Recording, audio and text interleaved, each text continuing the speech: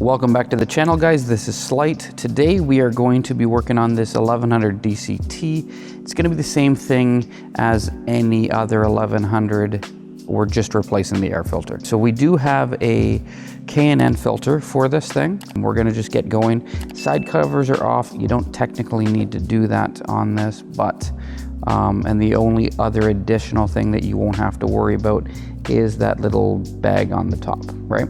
So we're gonna get going on this. Okay, so first things first, we're gonna end up taking the seat off. We're gonna take this off. This is just magneted, right? And we gotta get the two 10 mils at the back, and then of course there's gonna be the one up front. I do have a video on how to remove the gas tank for the 1100. If you do want to get a more in-depth kind of version of that, that is actually already on there. We just need to take the gas tank off to access the air filter box. Okay, so down there is going to be an Allen key. I do have, again, all the specs and stuff with the other one. I will link down in the description. That way there's no confusion. Just gonna take those 10 mils, lift it up. There's gonna be a couple lines and a connector underneath, and then that's gonna do that. So we're gonna do the YouTube magic, right? Okay, gas tank's off. Okay, so quick Coles notes. It's going to be the connector here. You're gonna have one line, second line, third line, and there's gonna be one more connector. Where'd it go?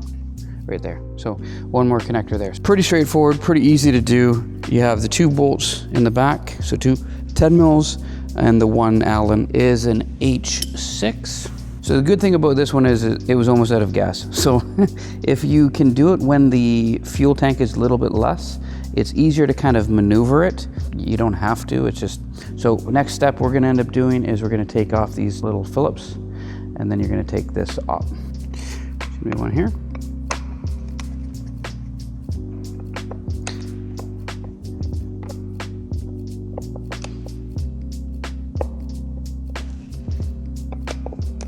He doesn't technically need this yet, but he wants to add it.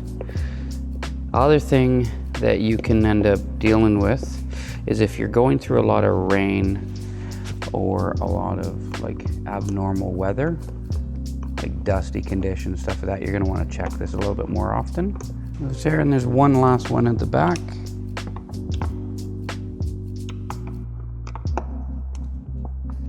So this is the filter here, and again, it is screwed in, so there's gonna be 1, 2, 3, 4, 5, 6 screws on that one.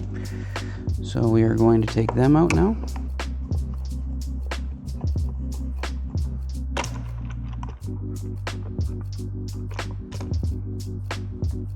Okay. So K&N, it is the HA 1121. Essentially, it's that one.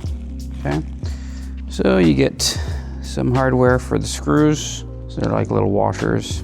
You get some literature, right? What they want you to do is take the screws out, obviously. We are gonna put this sticker on top of the box. That way, if he does go somewhere else, they're not gonna throw it out. Okay, so OEM filter. And like I said, it's not that bad, but.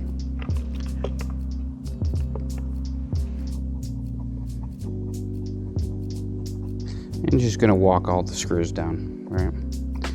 The thing I hate about K&N filters is how oily they are.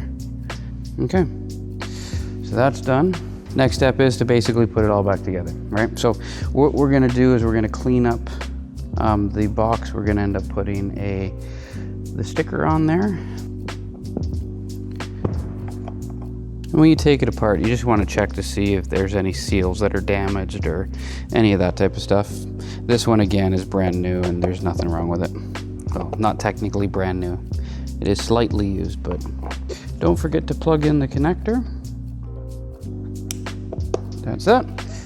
Okay, next thing is we're gonna put the tank on. I am just going to reroute a couple wires and stuff here, but yeah, so same thing, put the tank on, and again, I have a different video for that if you need to see that.